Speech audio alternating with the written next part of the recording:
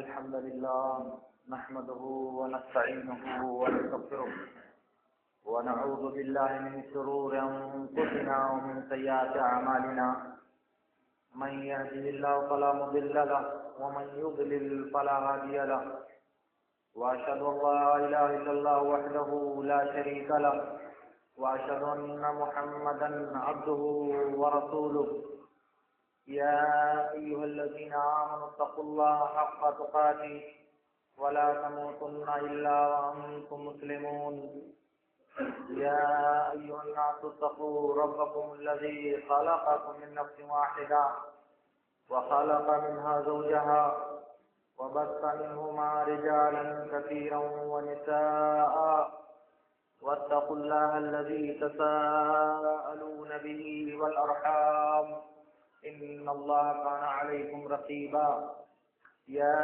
أيها الذين آمنوا اتقوا الله وقولوا قولا سديدا يصلح لكم أعمالكم ويغفر لكم ذنوبكم ومن يطع الله ورسوله فقد فاز فوزا عظيما أما بعد فإن خير الحديث كتاب الله وخير الهدي هدي محمد صلى الله عليه وسلم وشر الأمور محدثاتها وكل محدثة بدعة وكل بدعة ضلالة وكل ضلالة في النار. أعوذ بالله السميع العليم من الشيطان الرجيم. بسم الله الرحمن الرحيم.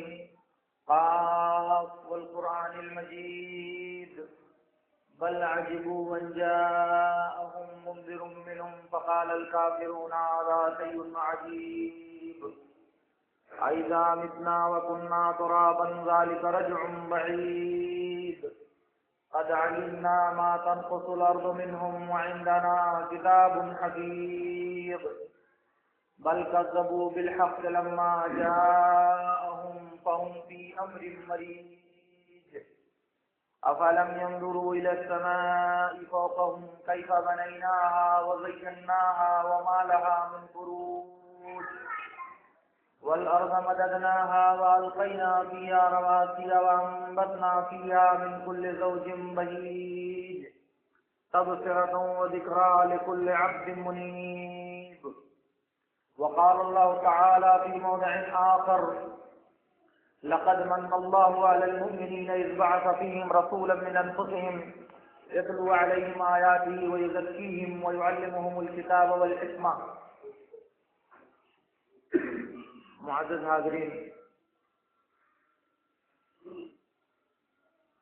اللہ رب العالمین نے ہمارے نبی صلی اللہ علیہ وسلم کے ذریعہ جو دین بھیجا تھا وہ دین پوری دنیا انسانیت کی ہدایت اور پوری دنیا انسانیت کی رہنمائی کے لیے کافی تھا. اسی لیے اللہ رب العالمین نے اپنے پیغمبر کی زندگی میں اس بات کا اعلان کیا تھا کہ جسے دین اور مذہب کا نام دیا جا سکتا ہے وہ اسلام جو میرا پسندیدہ دین ہے اسے آج میں نے تمہارے لیے مکمل کر دیا ہے اور آج کے دن میں نے تم پر اپنی نعمت نچھاور کر دی اور اسلام کو تمہارے لیے بطور دین پسند کر لیا. اس کا مطلب یہ ہے کہ نبی کی زندگی میں دین کے جتنے احکام، دین کے جتنے اعمال اور دین سے متعلق جتنی ہدایات تھیں وہ سب اللہ رب العالمین نے اپنے پیغمبر کے ذریعہ امت کو پہنچا دیا. حتیٰ کہ نبی صلی اللہ علیہ وسلم نے اعلان کیا ما من شيء يقربكم من الجنة ويباعدكم من النار إلا وقد بين لكم. ہر وہ چیز جو جنت سے قریب کر دے، ہر وہ چیز جو جہنم سے دور کر دے، وہ تمام چیزیں تمہارے لیے بیان اور واضح کر دی گئی ہیں. اس کا مطلب یہ ہوا کہ اسلام نبی صلی اللہ علیہ وسلم کی زندگی میں پورا ہو چکا تھا. اس میں کسی طرح کی کوئی کمی اور کسی طرح کی کوئی زیادتی موجود نہیں تھی.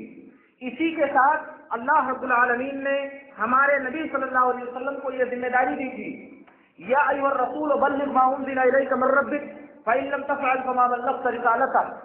اے پیغمبر، آپ کے اوپر آپ کے رب کی طرف سے جو کچھ نازل کیا گیا ہے آپ اسے لوگوں تک پہنچا دیجئے. جو تیرے رب نے تیرے اوپر نازل کیا ہے اس کو بلا کم و کاست بغیر کسی کمی اور غلطی کے آپ لوگوں تک پہنچا دیجیے، اور اگر آپ نے ایسا نہیں کیا تو آپ نے اللہ کا پیغام لوگوں تک نہیں پہنچایا۔ دوسری جگہ اللہ رب العالمین نے فرمایا وَأَنزَلْنَا إِلَيْكَ الذِّكْرَ لِتُبَيِّنَ لِلنَّاسِ مَا نُزِّلَ إِلَيْهِمْ کہ اے پیغمبر ہم نے آپ کے اوپر یہ وحی نازل کیا ہے، یہ ذکر نازل کیا ہے تاکہ آپ لوگوں کے لیے اسے بیان کر دیں، آپ اسے واضح کر دیں۔ ان دونوں آیتوں میں اللہ رب العالمین نے ہمارے پیغمبر کو دو ذمہ داریاں دیا ہے۔ ایک تو جو دین میں نے دیا ہے اس دین کو امت تک پہنچا دو، اور اس دین کو پہنچانے کے ساتھ ساتھ اس کو واضح کر دو، اس کو نمایاں کر دو، اس کو بیان کر دو تاکہ لوگ اس کو سمجھ سکیں، اس کا ادراک کر سکیں، اس کی حقیقت کو سمجھ سکیں۔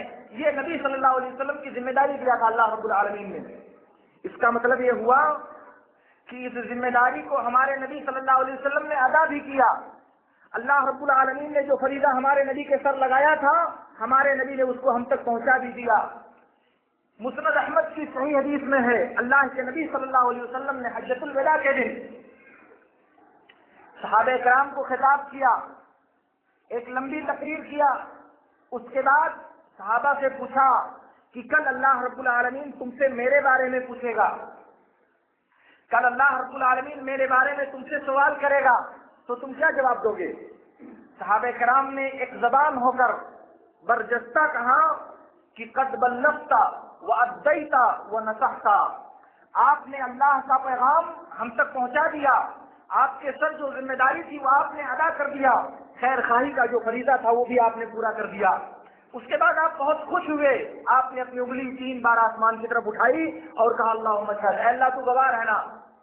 اب یہ بات آپ سمجھ لیجئے کہ دین کا کوئی حکم ایسا ہو جسے پیغمبر کو معلوم ہو اور بیان نہ کیا ہو، ممکن نہیں ہے۔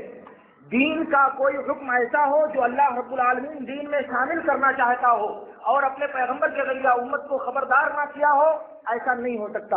اس لیے دین نبی کی زندگی میں جب پورا ہو گیا اور دین کو پہنچانے کی ذمہ داری اللہ رب العالمین نے ہمارے نبی صلی اللہ علیہ وسلم کے ساتھ ڈالی، اس کے بعد نبی نے اس ذمہ داری کو پورا بھی کر دیا۔ اب یہیں سے آپ کو یہ بات سمجھ لینی چاہیے کہ دین اسلام جو ہے، مذہب اسلام جو ہے، اللہ اور اس کے رسول کی رضامندی کی مہر جس پر لگی ہوئی ہے وہ صرف وہی ہے جو اللہ کی کتاب اور نبی صلی اللہ علیہ وسلم کی سنت میں موجود ہے۔ آپ کی وفات کے بعد، آپ سے اس دنیا سے رخصت ہو جانے کے بعد جتنی عبادتیں، جتنے اعمال اور جتنے شریعت کے احکام لوگوں نے اپنے طور پر ایجاد کر لیے ہیں، خواہ اس کو ضرورت کا نام دیا جائے، خواہ اس کو معاشرت کا نام دیا جائے، خواہ اس کو رسم و رواج کا نام دیا جائے، کوئی بھی نام اس کو دیا جائے، نام دینے سے حقیقت نہیں بدلتی۔ میرے عرض کرنے کا مطلب یہ ہے کہ نبی کی وفات کے بعد جو اعمال انجام دیے جائیں وہ اعمال دین کا جز نہیں بن سکتے، وہ چیزیں اللہ رب العالمین کی عبادت نہیں بن سکتی، انہیں دین کی تصدیق حاصل نہیں ہو سکتی۔ کیوں؟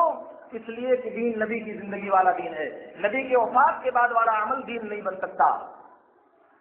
اسی لیے نبی صلی اللہ علیہ وسلم کی جو پیدائش کا دن ہے، اس پیدائش کے دن کے بارے میں جب صحابہ نے ہمارے نبی صلی اللہ علیہ وسلم سے پوچھا، جیسا کہ صحیح مسلم کی روایت میں ہے کہ اللہ کے رسول صلی اللہ علیہ وسلم سے سوموار کے روزے کے بارے میں پوچھا گیا تو آپ نے کہا ذاک یوم ولدت فیہ وفیہ بعثت، اور دوسری روایت میں وفیہ انزل علیہ، کہ سوموار کا دن وہ دن ہے جس میں میری پیدائش ہوئی ہے، میری ولادت کا دن ہے، اور اسی دن مجھ پر قرآن کا نزول شروع ہوا ہے، اسی دن میں نبی بنا کر کے بھیجا گیا ہوں۔ سوموار کا دن اتنا عظیم دن ہے کہ اسی دن میری پیدائش بھی رب العالمین نے فرمائی، اور اسی دن مجھ پر قرآن کا نزول بھی شروع کیا، اسی دن مجھے پیغمبر بھی بنایا۔ اس کا مطلب یہ ہوا کہ نبی کی پیدائش کا جو دن ہے وہ دن نبی صلی اللہ علیہ وسلم کو معلوم تھا، اور آپ نے اپنے صحابہ کو اس دن کی تعلیم بھی دی تھی اور امت کو درس کیا تھا کہ سوموار کو روزہ رکھنا چاہیے کیونکہ یہ نبی کی پیدائش کا دن ہے، نبی کی پیدائش کا دن ہے، اس دن روزے کا اہتمام کرنا چاہیے، یہ نبی صلی اللہ علیہ وسلم کی تعلیم تھی۔ مگر اس کے بعد نبی جب نبی صلی اللہ علیہ وسلم بنا دیے گئے تو پورے 23 سال تک آپ زندہ رہے، 13 سال مکہ میں اور 10 سال مدینہ میں۔ تاریخ کے صفحات میں نہیں کہتا، آپ قرآن و سنت کے ہر لفظ کو الٹ ڈالیے، آپ قرآنی تعلیمات کو آپ کھنگال ڈالیے، سنت کے ذخیرے میں آپ غواصی کیجیے، آپ کو ایک حرف بھی کہیں نہیں ملے گا کہ کسی نبی نے یا کسی صحابی نے اس دن کو بطور اہتمام، بطور جشن اور بطور عید منایا ہو۔ کہیں آپ کو ایک لفظ اس سلسلے میں نہیں مل سکتا۔ ہاں، یار لوگوں نے بعد میں کچھ کہانیاں گڑھی ہیں، وہ کہانیاں میں ابھی آپ کو بتاتا ہوں انشاءاللہ۔ میرے عرض کرنے کا مطلب یہ ہے کہ نبی صلی اللہ علیہ وسلم کی پیدائش کا دن شریعت میں محفوظ ہے۔ اس دن روزہ رکھنا اجر و ثواب کا باعث ہے۔ اس دن اللہ رب العالمین کے عطیہ اور اس کی نوازش کے شکرانے کے طور پر روزہ رکھنے کی تعلیم دیا ہے میرے نبی صلی اللہ علیہ وسلم نے۔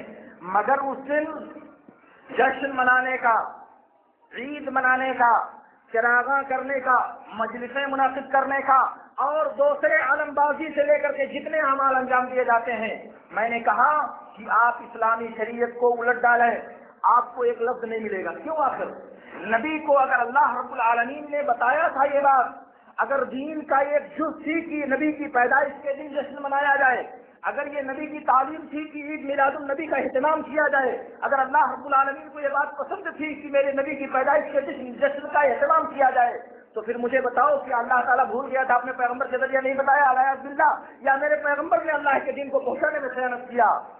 اور ایسی بات، دونوں باتیں جھوٹی ہیں۔ اس لیے تیسری بات یہ بنتی ہے کہ ہم نے اپنے طور پر اس دن کو اپنی ذہن، اپنے دماغ اور اپنی خواہشات سے ایجاد کیا ہوا ہے، ورنہ تاریخ اسلام کے پورے 500 سال تک آپ اس بدعت کا تذکرہ کہیں نہیں پائیں گے۔ ابو المظفر سے پہلے اور اربل کے بعد، اربل چاہے وہ جو بادشاہ تھا اربل کا، اس سے پہلے ابو المظفر جسے کہا جاتا ہے، آپ اس بدعت کا تذکرہ تاریخ کی کتابوں میں بھی نہیں پائیں گے۔ اور جب مصر پر 5ویں صدی ہجری میں عبیدیوں کا، باطنیوں کا، فاطمیوں کا غلبہ ہوا، یہ جو باطنی، فاطمی یا عبیدی لفظ میں استعمال کر رہا ہوں، یہ ایسے خلفاء ہیں جو اسلام سے متعلق نہیں ہیں، اسلامی شریعت سے جن کا تعلق نہیں ہے، یہ شریعت کے نام پر اسلام کے اندر کفر و الحاد کی دعوت دینے والے یہ لوگ تھے۔ عامر بن امر اللہ، حاکم بن امر اللہ، مقتدر بن امر اللہ، یہ جتنے خلفاء ہوئے ہیں یہ سب عبیدی باطنی فرقہ سے تعلق رکھتے ہیں، جن کا اسلام سے کم کوئی تعلق نہیں ہے۔ ان کے ہاں نماز کا مطلب وہ نماز نہیں ہوتی جو ہم پڑھتے ہیں، روزہ رکھنے کا مطلب وہ روزہ نہیں ہوتا جس سے ہم اہتمام کرتے ہیں۔ ان کے ہاں ایک الگ شریعت ہے جو شریعت محمدی سے بالکل اپوزٹ اور اس سے بالکل متضاد ہے۔ انہوں نے عوام میں اپنی مقبولیت حاصل کرنے کے لیے اپنے آپ کو فاطمی کہنا شروع کیا، یعنی اپنا فرضی نسب بنایا اور وہ نسب فاطمہ رضی اللہ تعالیٰ عنہ تک جوڑا۔ یہ گپ اور ایک تاریخی جھوٹ ہے، یہ میں پھر کبھی عرض کروں گا۔ لیکن میں عرض یہ کر رہا تھا کہ اس زمانے میں ان باطنیوں نے 12 میلاد ایجاد کیا تھا۔ 12 میلادیں، یعنی 12 طرح کی عید میلاد منائی جاتی تھی اس زمانے میں، جن میں سے 6 سب سے نمایاں تھیں، جن کو لکھ کر کے مسجدوں کی دیواروں پر آویزہ کیا جاتا تھا اور اعلان کیا جاتا تھا کہ جو اس دن عید نہیں منائے گا، جو اس دن جشن کا اہتمام نہیں کرے گا، اس کو پتہ نہیں کیا سزائیں دی جائیں گی۔ یہ بادشاہ وقت کا فرمان تھا مصر کے اندر اپنے زمانے میں، جن میں سے اللہ کے رسول صلی اللہ علیہ وسلم کی عید میلاد، پھر علی بن ابی طالب رضی اللہ تعالیٰ عنہ کی عید میلاد، حضرت فاطمہ رضی اللہ تعالیٰ عنہ کی عید میلاد، حسین رضی اللہ تعالیٰ عنہ کی عید میلاد، حسن رضی اللہ تعالیٰ عنہ کی عید میلاد، اور ان کا امام جو گم ہو گیا ہے سرداب میں آج تک وہ مل نہیں رہا ہے، محمد حسن عسکری کی جو پیدا ہی نہیں ہوا اس وجہ کو، اس کا انتظار کر رہے ہیں وہ لوگ بیٹھ کر کے۔ آج بھی وہاں اس کی سرداب میں، یعنی اس قرآن کے اوپر ایک آدمی بیٹھا ہوا پاگل کی طرح سے انتظار کر رہا ہے، ایک ایسا انسان نکلے گا جو پیدا ہی نہیں ہوا آج تک۔ بہرحال وہ کھو گیا۔ یہ 6 میلادیں ان لوگوں نے ایجاد کیا ہے، اور پھر اس کے بعد امت کے اندر یہ چیز دھیرے دھیرے بڑھی، اور پھر یار لوگوں نے اسے محبت کا نام دے دیا، یار لوگوں نے اسے عقیدت کا ہمانہ بنا دیا، یار لوگوں نے کہانی گڑھ کر کے اسے عقیدت اور محبت کا پرتو قرار دیا۔ اس کا سادہ سا مطلب یہ تھا کہ جو اس عید میلاد النبی کا اہتمام نہیں کرے گا وہ محبت رسول سے خالی، بے بہرا اور محروم انسان ہوگا۔ جس کو نبی سے محبت ہوگی وہ نبی کی پیدائش کے دن کو ضرور منائے گا، جس کو نبی سے عقیدت ہوگی وہ نبی کے برتھ ڈے کا اہتمام ضرور کرے گا، جس کو نبی سے محبت ہوگی وہ نبی کے عید میلاد النبی کا جشن ضرور منائے گا، وہ نبی کی میلاد اور پیدائش کا عید ضرور منائے گا۔ مگر میرے دوستوں آپ سنو، دنیا کے جتنے مذاہب ہیں، چاہے وہ یہودی اور نصرانی ہوں، چاہے ہندو مت اور بدھ مت اور دنیا کے دوسرے مذاہب ہوں، سب الٹ ڈالیے آپ کو دنیا کا صرف ایک مذہب ایسا ملے گا جو برتھ ڈے منانے کے اہتمام اور برتھ ڈے منانے کی تاکید کرتا ہے، اور وہ مذہب ہے نصرانی مذہب، اور وہ مذہب ہے منسوخ اور محرف بدلا ہوا ہے دین، جسے نصرانی دین کہا جاتا ہے۔ اسی میں یہ بات موجود ہے کہ برتھ ڈے منایا جائے، عیسیٰ کی پیدائش اور جنم دن کا اہتمام کیا جائے، اور پھر اس کے بعد دنیا میں جتنے انسان پیدا ہوتے ہیں سب کی پیدائش کا دن اور برتھ ڈے منانے کا اہتمام کیا جاتا ہے۔ یہ ان کے دین کی اور ان کے اپنے معاشرت اور ان کے رسم و رواج کی بات ہے، اس کو مسلمانوں نے نقل کیا اپنے دین کے اندر، اور عید میلاد النبی کا اہتمام کیا جانے لگا۔ میں نے عرض کیا کہ عید میلاد النبی کا اہتمام نبی کی سنت پر عمل نہیں، نصرانیوں کے طریقے کی اتباع ہے۔ آپ کان کھول کر سنو گے، عید میلاد النبی کا اہتمام نصرانیوں کے دین کی نقالی اور نصرانیوں کی زندگی اور ان کی سیرت کو اپنی زندگی میں اپنانا اور اپنی زندگی میں اس پر عمل کرنا ہے، اسلامی شریعت سے اس کا کوئی تعلق نہیں ہے۔ اور سنیے، نبی صلی اللہ علیہ وسلم، میں نے کہا کہ 23 سال زندہ رہے، 23 سال یہ تاریخ آتی رہی، اس کے بعد کسی دن نبی صلی اللہ علیہ وسلم کا اپنا برتھ ڈے نہ منانا، کسی ایک مرتبہ اپنی پیدائش کے دن جشن کا اہتمام نہ کرنا، اور پھر آپ کے بعد خلفائے راشدین کا اس سے پہلو صحیح اختیار کرنا، صحابہ کرام کا اس جانب سے مکمل خاموشی اختیار کر لینا، کیا اس بات کی دلیل ہے کہ یہ سب گستاخان رسول تھے؟ کیا اس بات کی دلیل ہے کہ ان مقدس ہستیوں کو پیارے نبی صلی اللہ علیہ وسلم سے محبت نہیں تھی؟ کیا اس میں اس بات کا درس پایا جا رہا ہے کہ یہ لوگ نبی صلی اللہ علیہ وسلم کے ساتھ بے ادبی اور گستاخی کرنے والے تھے؟ آتا ہے کسی وقت دماغ میں یہ تصور، بیٹھتی ہے کسی طرح دماغ میں یہ بات؟ ذرا آپ سوچو، آپ سوچتے کہاں ہو، آپ سمجھنے کی کوشش کہاں کرتے ہو؟ ورنہ میرے دوست کو بتاؤ، وہ عمل جو نبی نے نہیں کیا، وہ عمل جو صحابہ نے نہیں کیا، وہ عمل جو ان مقدس ہستیوں نے کبھی نہیں کیا، وہ دین کا جز بنایا کس نے؟ وہ بنا کیسے دین کا جز؟ وہ محبت کی نشانی بنی کیسے؟ میں آپ کا کرتا ہوں، آپ سنو میرے ساتھ۔ اللہ رب العالمین نے کہا، قل ان کنتم تحبون اللہ فاتبعونی یحببکم اللہ ویغفر لکم ذنوبکم۔ اے لوگو، اے پیغمبر آپ کہہ دیجئے کہ اگر تم اللہ سے محبت کے دعوے دار ہو تو میری اتباع کرو، میرے نقش قدم پر چلو، میری پیروی کرو، تو اللہ رب العالمین تم سے محبت کرنے لگے گا اور تمہارے گناہوں کو بخش دے گا۔ یہ حکم اللہ رب العالمین نے نبی کی زندگی میں نازل کیا تھا کہ اگر اللہ سے محبت کا دعویٰ ہے تو نبی کے اس طریقے کی پیروی کرو، اگر اللہ سے محبت کا تم بھرتے ہو تو نبی کے طریقے پر عمل کرنے کی عادت ڈالو۔ اور اس وقت جب یہ آیت نازل ہوئی، صحابہ کرام کا جھرمٹ روئے زمین پر موجود ہے، کسی صحابی کے دماغ میں یہ بات کیوں نہیں آئی کہ نبی کا جنم دن منانا چاہیے؟ اگر نبی سے محبت کرنی ہے تو نبی کی پیدائش والے دن کو یادگار بنانا چاہیے، کیوں نہیں کیا کسی صحابی نے؟ نبی صلی اللہ علیہ وسلم نے اعلان، انہیں صحابہ نے یہ روایت نقل کیا ہے، بخاری اور مسلم کی روایت ہے، انس بن مالک اور ابو ہریرہ رضی اللہ تعالیٰ عنہ دونوں روایت کرتے ہیں۔ اللہ کے نبی صلی اللہ علیہ وسلم نے کہا، واللہ لا یؤمن احدکم حتی اکون احب الیہ من والدہ وولدہ والناس اجمعین۔ اللہ کی قسم، جس کے قبضے میں میری جان ہے، تم میں سے کوئی آدمی اس وقت تک مومن نہیں ہو سکتا جب تک میں اس کے نزدیک اس کی جان، اس کے مال اور اس کی اولاد اور دنیا کی تمام چیزوں سے زیادہ محبوب اور پیارا نہ بن جاؤں۔ گویا کہ نبی کی محبت دنیا کی تمام چیزوں سے زیادہ اگر نہیں ہوگی تو انسان مومن نہیں بن سکتا۔ اسی لیے بخاری کی ایک دوسری روایت میں ہے، آپ سنیں، نبی صلی اللہ علیہ وسلم نے فرمایا عمر بن خطاب رضی اللہ تعالیٰ عنہ سے، الان یا عمر، واقعہ یہ ہے کہ نبی صلی اللہ علیہ وسلم اور عمر بن خطاب رضی اللہ تعالیٰ عنہ دونوں ساتھ میں جا رہے تھے۔ کہا کہ اللہ کے رسول، آپ میرے نزدیک دنیا کی تمام چیزوں سے زیادہ محبوب اور پسندیدہ ہیں، آپ میری نزدیک دنیا کی تمام چیزوں سے زیادہ قابل محبت اور مستحق محبت ہیں، سوائے میری جان کے، سوائے میری جان کے۔ اللہ کے رسول صلی اللہ علیہ وسلم نے کہا کہ عمر ایسا نہیں ہو سکتا، تب تم مومن کامل نہیں ہو۔ عمر نے غور کیا، اپنے نفس کا محاسبہ کیا، اور پھر سوچنے کے بعد تھوڑی دیر کے بعد کہا اللہ کے رسول آپ مجھے میری جان سے بھی زیادہ محبوب ہیں، مجھے آپ سے میری جان سے بھی زیادہ محبت ہے۔ آپ نے کہا کہ اے عمر اب تم مومن ہوئے ہو، اب تم مومن ہوئے ہو۔ ان ہستیوں کو نبی سے محبت کی سند ملی ہوئی ہے، ان مقدس بزرگوں کو رب العالمین نے اپنے پیغمبر کے ذریعے اپنی محبت کا سرٹیفکیٹ دیا ہے، رضی اللہ عنہم ورضوا عنہ کا اعلان ان کے ساتھ لگا ہوا ہے۔ اس کے باوجود ان ہستیوں نے نبی صلی اللہ علیہ وسلم کے جنم دن کا اہتمام کیوں نہیں کیا؟ اگر یہ محبت تھی، اگر یہ محبت کا ایک جز ہے تو وہ لوگ نبی سے محبت نہیں کرتے تھے؟ العیاذ باللہ، ان کو اللہ اور اس کے رسول کہہ رہا ہے کہ ان کو اپنی جان سے زیادہ اللہ اور اس کے رسول سے پیار ہے، انہیں اپنی جان سے زیادہ نبی سے محبت ہے۔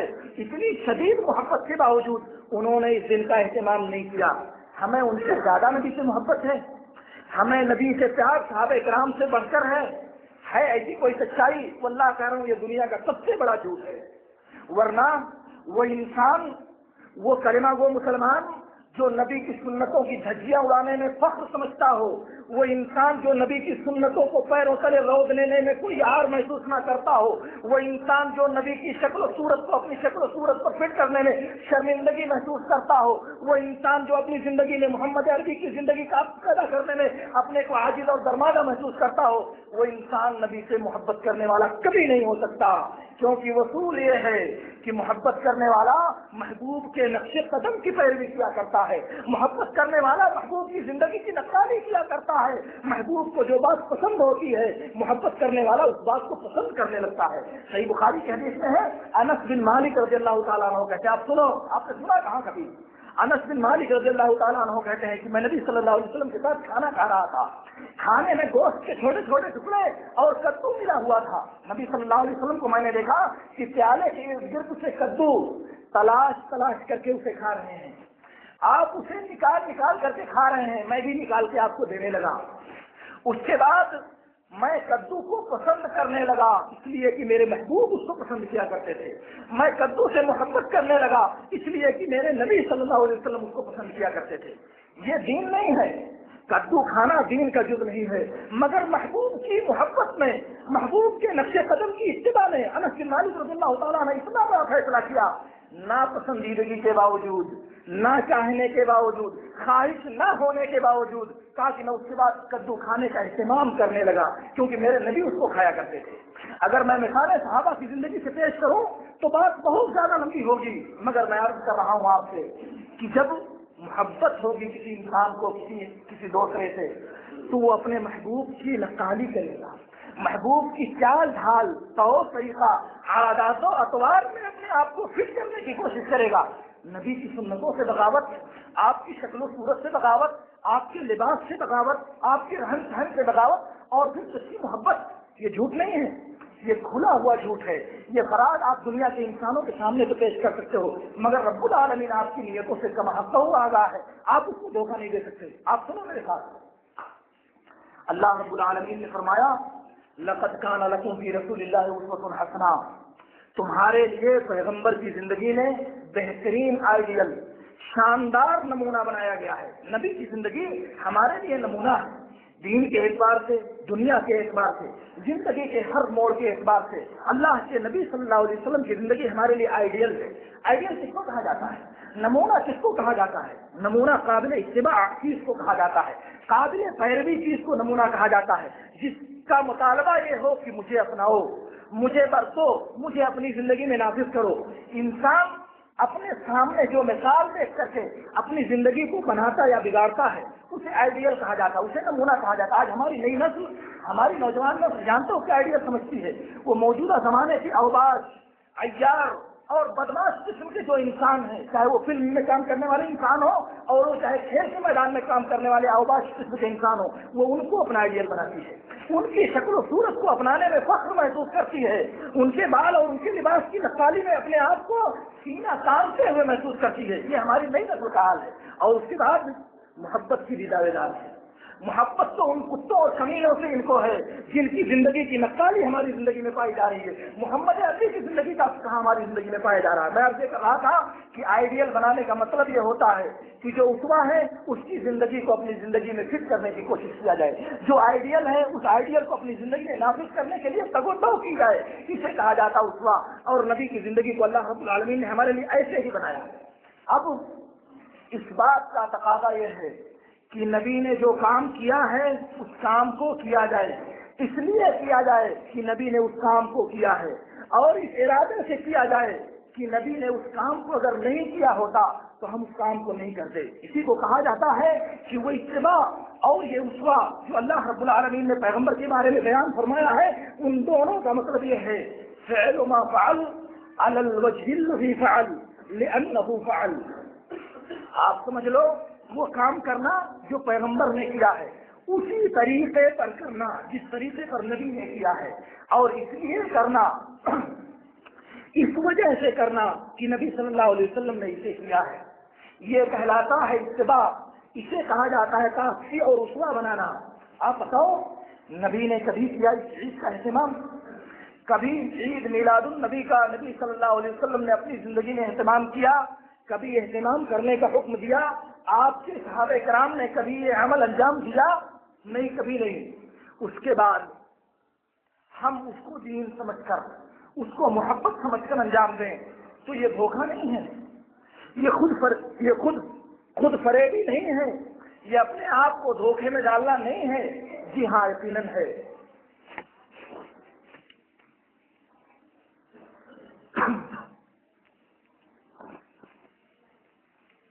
میرے دوستو, میں آپ سے عرض یہ کر رہا ہوں کہ اللہ رب العالمین کا ایک عظیم اور انتہائی عظیم احسان یہ ہے کہ اس نے ہمیں ایک ایسا نبی دیا جو نبی خاتم النبیین ہونے کے ساتھ ساتھ رحمت للعالمین بھی ہے.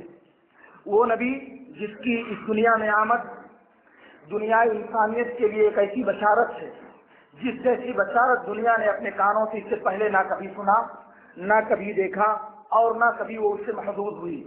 تو یہ ایک ایسی خصوصیت اور ایک ایسا احسان ہے اللہ رب العالمین کا جس سے اس نے ہمیں نوازا ہے.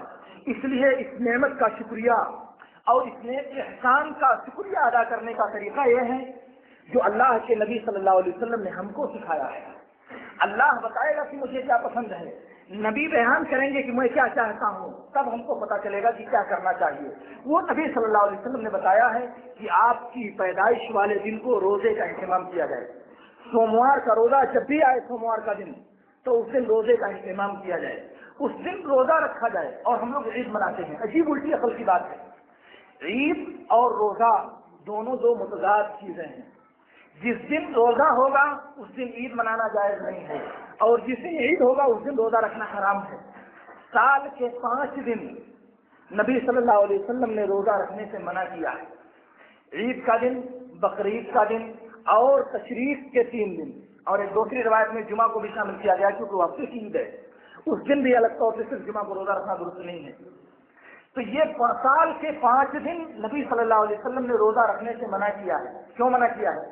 اس لیے کہ یہ 5 دن عید کے دن ہیں. تو جو عید کا دن ہوتا ہے اس دن روزہ رکھنا جائز نہیں ہوتا, اور جو روزہ رکھنے کا دن ہوتا ہے ظاہر ہے کہ وہ دن عید کا نہیں ہو سکتا. اب ہم لوگ نبی صلی اللہ علیہ وسلم کی پیدائش کے دن کو عید مناتے ہیں, عید میلاد النبی کا اہتمام کرتے ہیں. تو بات کس کی مانی جائے گی, نبی صلی اللہ علیہ وسلم کی, یا ہماری اپنی خواہشات کی, ہمارے اپنے رسم و رواج کی, یا ہمارے باپ دادا کے طور طریقوں کی؟ کس کی بات مانی جائے گی؟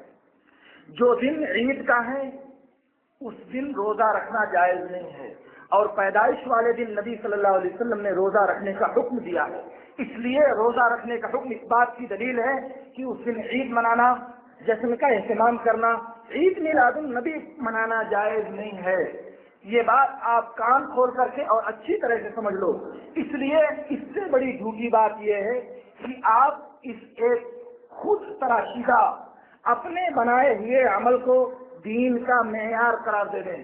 آپ اپنے تراشے ہوئے اس عمل کو دین میں محبت اور نفرت کی علامت کے طور پر ظاہر کریں کہ جو یہ عمل انجام دے گا اس کو نبی سے محبت ہوگی، اور یہ عمل جو انجام نہیں دے گا اس کو نبی سے محبت نہیں ہوگی۔ آپ چیختے رہو، چلاتے رہو، واویلا مچاتے رہو، مگر اللہ کے ترازو میں، اللہ کے میزان میں اور اللہ کی شریعت میں اس بات کی کوئی حیثیت نہیں ہے، کیونکہ محبت کو ناپنے کا جو پیمانہ ہے وہ پیمانہ اتباع اور پیروی ہے۔ جو محبت کو تولنے کا جو ترازو ہے وہ ترازو اتباع اور پیروی ہے۔ اگر آپ کی زندگی میں محمد رسول اللہ صلی اللہ علیہ وسلم کی زندگی کا پرتو نہ پایا جائے، اگر آپ کی زندگی میں نبی کی زندگی کا عکس نہ پایا جائے، اگر آپ کی چال اور ڈھال میں، آپ کی زندگی کے ہر لمحے میں نماز، روزہ، عبادت سے لے کر کے معاملات تک اگر نبی کی زندگی کا عکس نہیں پایا جاتا ہماری زندگی میں، تو ہم بینر چھپوا کر کے، پوسٹر لگا کر کے، کمپیوٹر سے فٹ کرا کر کے دن رات چیختے اور چلاتے رہے کہ ہمیں محبت ہے، ہمیں محبت ہے، اس محبت کا کوئی مطلب نہیں ہوگا، اس محبت کا اللہ کے ترازو میں کوئی وزن نہیں ہوگا۔ محبت اگر ثابت کرنی ہے، اگر محبت میں کھڑے نکلنا ہے تو وہ محبت دکھاؤ جو نبی صلی اللہ علیہ وسلم کے صحابہ نے نبی کے ساتھ دکھائی تھی، وہ محبت پیش کرو جو اصحاب نبی نے نبی کے ساتھ پیش کیا تھا، اپنی جان کا نذرانہ پیش کر کے نبی کے جانوں کی حفاظت کیا تھا، اپنی جان و مال کی قربانی دے کر کے نبی صلی اللہ علیہ وسلم کی حفاظت فرمائی تھی۔ احد کا وہ دلناک منظر، احد کا وہ دردناک واقعہ جب سات صحابہ کرام نبی صلی اللہ علیہ وسلم کو اپنے ارد گرد گھیرے ہوئے ہیں، کوئی تیر آ کر کے نبی کے سینے میں نہ لگنے پائے۔ ابو طلحہ اس دن 70 سے زیادہ زخم کھایا انہوں نے، طلحہ بن عبید اللہ نے بے شمار زخم کھائے نبی کی حفاظت کرنے کے لیے، یہاں تک کہ 6 اور 7 صحابہ کرام نبی کی جان کی حفاظت کے لیے اپنی جان کا نذرانہ پیش کر چکے، اور اس کے بعد نبی صلی اللہ علیہ وسلم نے کہا کہ ہم نے اپنے ساتھیوں کے ساتھ انصاف نہیں کیا، ان لوگوں نے اللہ کی راہ میں اپنی جان پیش کر دیا اور ہم لوگ محفوظ رہ گئے۔ تو نبی کی محبت کا تقاضا یہ تھا کہ نبی کو کانٹا نہ چبھنے پائے، نبی کے پیر میں ادنا سی لرزش اور ادنا سی تکلیف نہ پہنچنے پائے، اور پھر نبی نے جو بات کہہ دیا اس بات کو بھی رد کر دیا جائے تو نبی کا دل نہیں ٹوٹے گا۔ نبی نے کوئی عمل بیان کیا اور اس کو ماننے سے انکار کر دیا جائے تو نبی کا دل پاس نہیں ہوگا۔ اے معصیت کے خوگر انسانوں، اے اللہ کی نافرمانی کے دلدل میں ڈوبے ہوئے انسانوں، اے اللہ کے حکام سے بغاوت کرنے والے سرکش انسانوں، کان کھول کر کے سن لو، اپنی زندگی میں محمد الرسول اللہ صلی اللہ علیہ وسلم کی زندگی کا عکس پیدا کرنے کی کوشش کرو۔ اگر محبت کا دعویٰ ہے تو محبت حقیقی طور سے اپنے دل میں پیدا کرو، اور ایسا ہو نہیں سکتا، انسانی فطرت اس بات کو ماننے کے لیے کبھی تیار نہیں ہے کہ ایک انسان کو ایک ذات سے محبت ہو اور وہ انسان اس کی بات ماننے سے انکار کر دے، ایسا نہیں ہو سکتا۔ تاریخ انسانی اس کی مثال پیش کرنے سے قاصر ہے۔ اگر محبت ہے تو اطاعت کا پایا جانا ضروری ہے، اگر اطاعت نہیں ہے تو محبت جھوٹی ہے، اگر اطاعت موجود نہیں ہے تو محبت کا دعویٰ فرضی اور وہمی ہے۔ اس لیے محبت کا اگر دم ہے، اگر محبت کا جذبہ اور دعویٰ ہے تو اطاعت پیدا کرو، اتباع پیدا کرو، اپنی زندگی میں نبی کی زندگی کا عکس پیدا کرنے کی کوشش کرو، پھر دیکھو اللہ رب العالمین کی رحمتیں کیسے نازل ہوتی ہیں۔ اللہ رب العالمین سے میری دعا ہے کہ اللہ رب العالمین ہمیں ان باتوں کو سمجھنے اور ان سے بہترین باتوں پر عمل کرنے کی توفیق عطا فرمائے۔ وآخر دعوانا ان الحمد لله رب العالمين۔ اقول لكم ما تسمعون واستغفر الله لي ولكم فاستغفروه انه هو الغفور الرحيم۔ عباد الله قوموا الى الصلاة۔